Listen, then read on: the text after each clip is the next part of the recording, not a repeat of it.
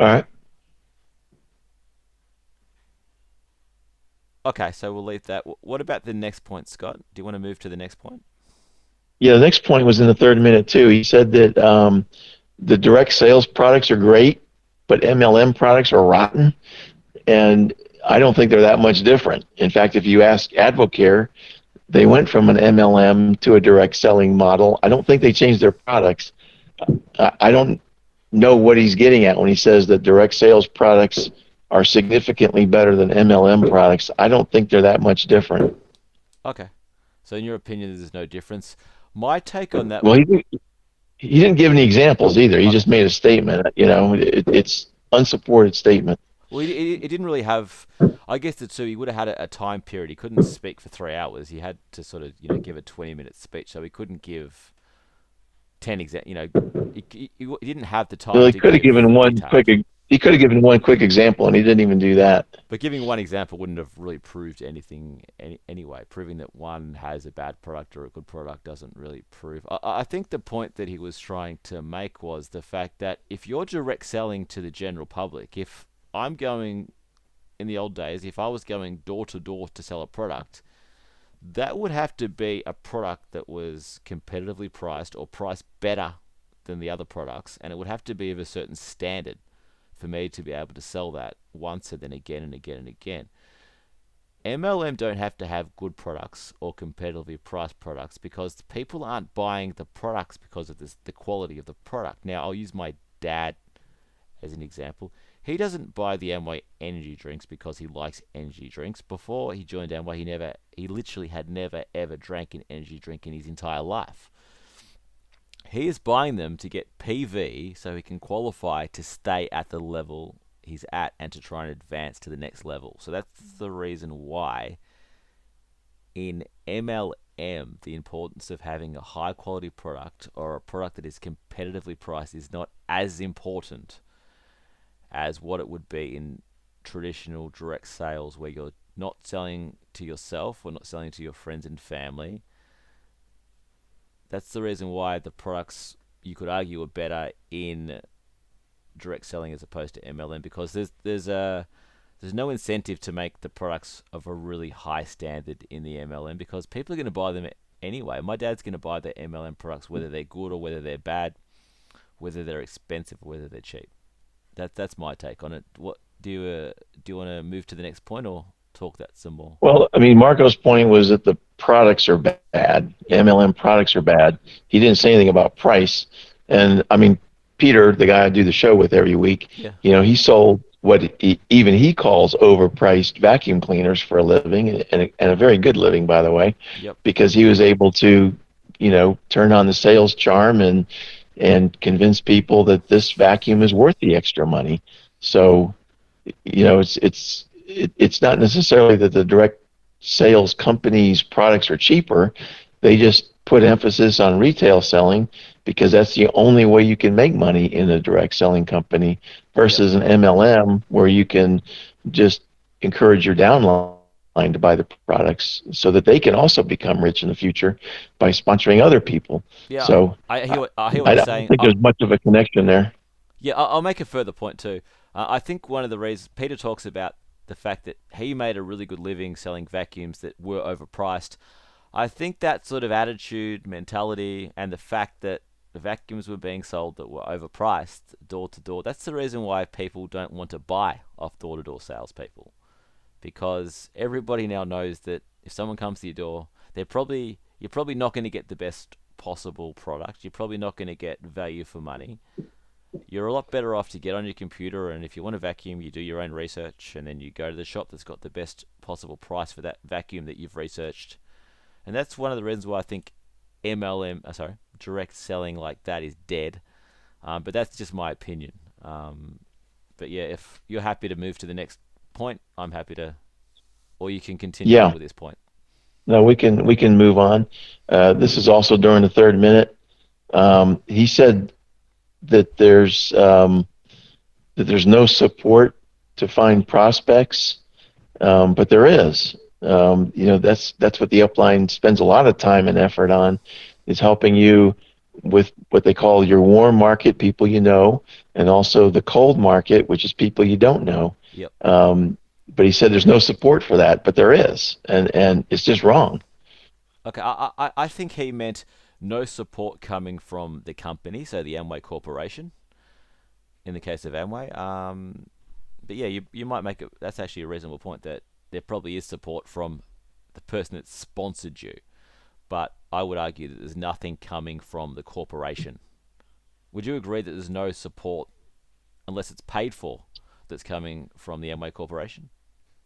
So they're not putting ads on television for you, Well, there or they're not doing any of that. So if you buy McDonald's, the way that there has been in the past. you're right, there has been in the past Yeah, commercials for Amway, but in the past, there's been magazines. They don't do as much anymore. That's true. okay. Um, In this day and but age, though, the Amway you know, Corporation is giving. Well, let's compare the Amway Corporation and McDonald's. The support that the McDonald's Corporation gives McDonald's franchisees with the support that the Amway Corporation gives Amway IBOs. So the McDonald's Corporation supports the McDonald's franchisees by putting ads on television and in other forms of media. Amway IBOs do not get that level of support. Is that an accurate way of describing it, do you think? well, it's accurate, but I think the two business models are very different. Because what Amway and other MLMs say, I this is advertising like McDonald's does. They put the money into the bonuses and allow the distributors to promote the business. Yep. So I do think there's some validity to that because it does cost money to advertise, and so McDonald's is taking money out of the franchisees' pockets to advertise. That's part of what a franchise buys is that You advertising. get what you So, pay for. you So know, it really, yeah. I mean, another reason that MLMs don't advertise is they have bad reputations. So if they go exactly. out there and advertise, then people are going to start talking to each other more about what a scam it is versus being quiet about it and let the distributors do the advertising, so to speak. That way, you don't get as much of that buzz going on amongst people.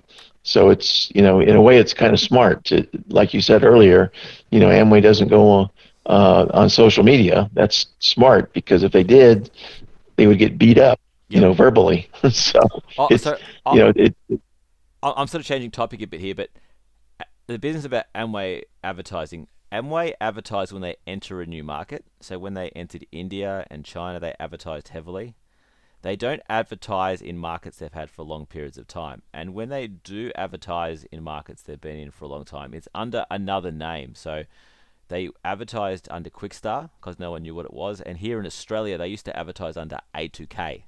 So the only time Amway will advertise is if it's under another fake name to try and trick you, or when it's a brand new market when they know that the people watching the ads don't have any idea what this company is. But yeah, so Yeah, it's a lot less than a McDonald's. Whatever it has ever been, it's a lot less than other companies. It's always been that way, and I think as the awareness level of Amway and other MLM scams rises, mm, it makes less sense to do advertising like that. I, So, I, they're being smart. I think one of the main reasons, not the only reason, but one of the main reasons why there's a higher success rate of people in the McDonald's business than in the Amway business is because the McDonald's Corporation supports the franchisee more than the Amway Corporation supports the IBO. But yeah, so just to close up on that, my point is this. I think Marco is 100% support that there is no support coming from the company.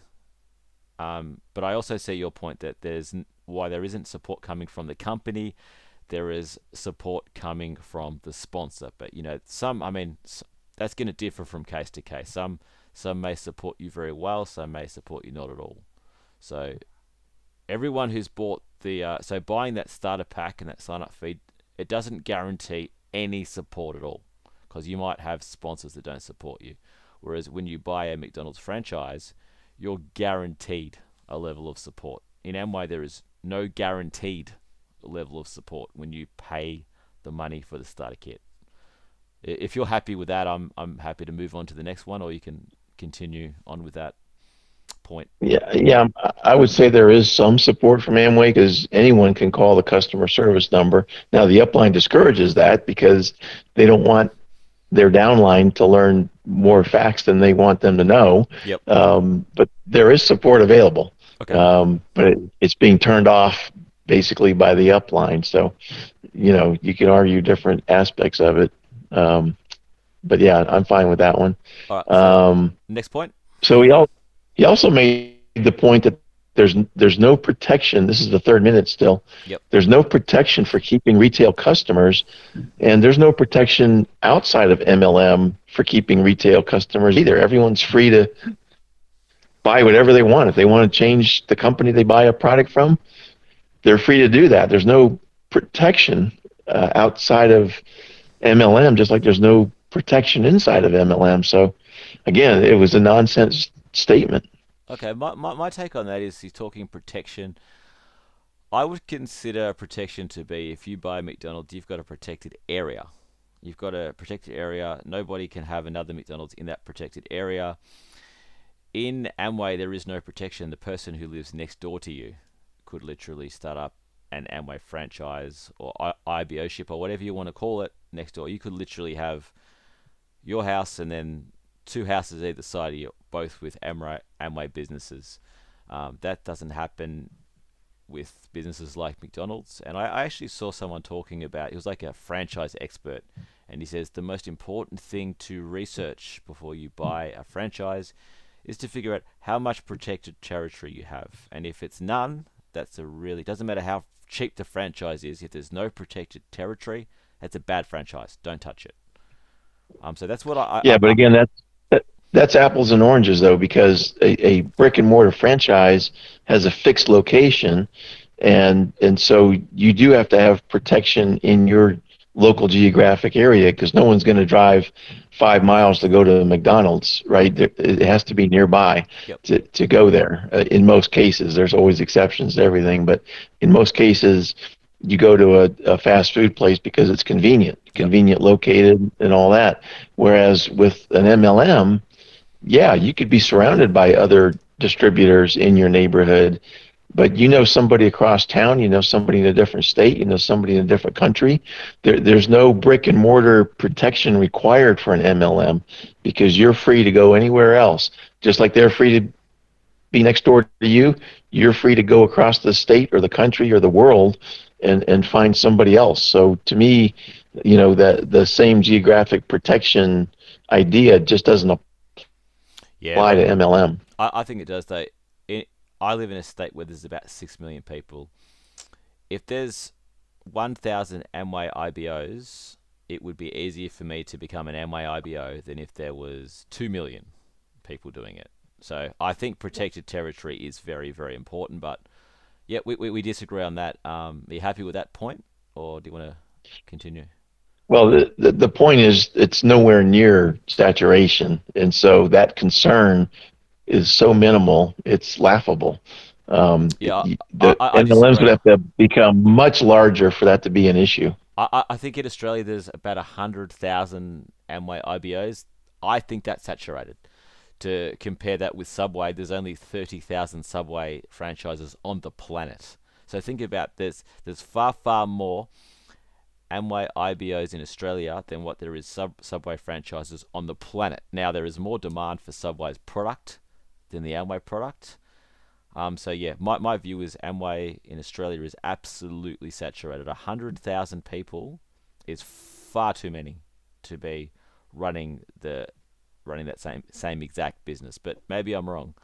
But yeah, Well, if I'd like to see where you got that 100,000 figure from because it's hard to find those kinds of statistics usually. yeah, I've seen that, and I'll try and get that up when I put this onto YouTube. But yeah, 100,000 people, far too many. 100,000 IBOs worldwide, that would be too many. But for a country the size of Australia, about 26 million, far too many IBOs. I think it's saturated. You don't, but that's fine. Do you want to move to the next point or keep going with this one? Well, I mean, I'd be surprised if Australia had that many, just because, the United States is about 333 million or so Mm. people, and Amway claims that they have. Let's see, I think the latest number is 300,000. Yep. So, My do the understanding math. is That would make Amway much more popular in Australia than in the United States, and I don't know if it is or not, but it just seems like it's out of proportion. my understanding is But yeah, Amway. find that I will. reference point. I'd be happy to see it. My understanding is Amway peaked in Australia in 1993, and it was about 110,000 IBOs. That was its peak. It's been in decline since. Um, but yeah, I'll find that data and I'll stick it on the screen when I upload this point. Um, do you want to move to the next point or keep going with this one? No, we can keep moving. Again, in the third minute, he said that most of the commissions are transferred to the top 1%. Now, again, this is MLM in general, not Amway. Yep. That was his whole speech. Um, but actually, the commissions are transferred to the entire upline chain, not just the top 1%. Yep. The top 1%, and I did a show on our radio show recently for Amway, is the top person makes about half of the total profit, and then the next layer down makes about 25% of the total profit, and so on.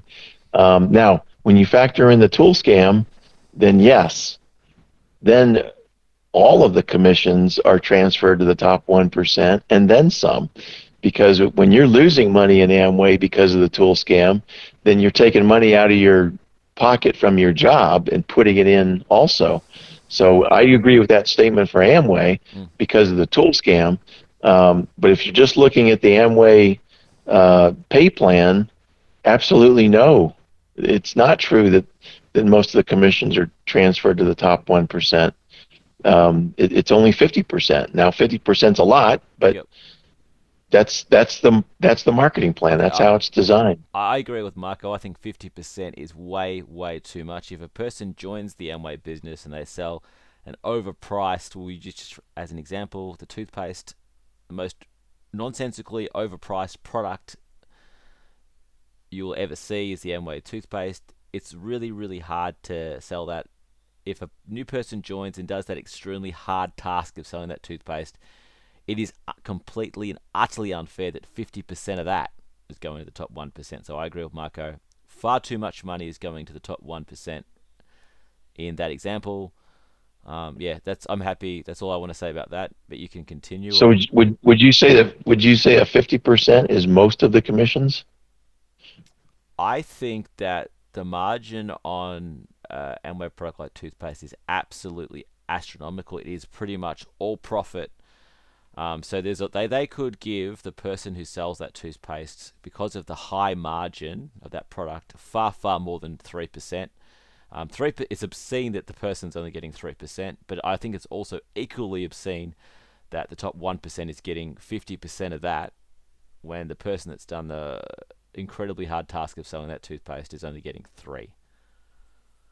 Well, he's probably only bought the toothpaste. He hasn't sold it, for one thing. So Whether he's just bought it, whether he's just bought it, or if he's done the extremely hard thing of selling it. We agree. No one can sell that yeah. toothpaste. It's impossible. The best, most skilled salesperson on the planet could not make a living selling that toothpaste because it is too overpriced. You could. Well, I don't think that the 50% is a lot out of line with most corporations. The CEO of most corporations makes multiple millions of dollars versus the janitors and so forth that don't make Hang on. hardly anything. When a Big Mac sold at, if you figure out how much of the Big Mac the CEO is getting, it is nowhere near 50%. They're getting a fraction of a percent, but it's a lot of money because they sell a lot of Big Macs. But yeah, if the top 1%'s getting 50%, and you want to compare that with the McDonald's CEO, the McDonald's CEO is being horrendously underpaid in comparison with what the top 1% is getting in Amway. The McDonald's Corporation are exploiting and underpaying their CEO in comparison with how the Amway Corporation are treating their top 1%. Yeah, I'd have to look at some numbers to either agree or disagree with you on that. I'm just saying Yeah, that and having said the all of that, person at the top of any company is making a whole lot more than the people at the bottom. So agreed, it's not an unusual situation. agreed. The McDonald's CEO paid is being well and truly overpaid, but in comparison with the Amway Corporation, the McDonald's CEO is being underpaid. But yeah, that's my thoughts on that point. If you want to move on to the next point, Okay. we can, or Yeah, we can move on. So now we're in minute uh, 4. sorry.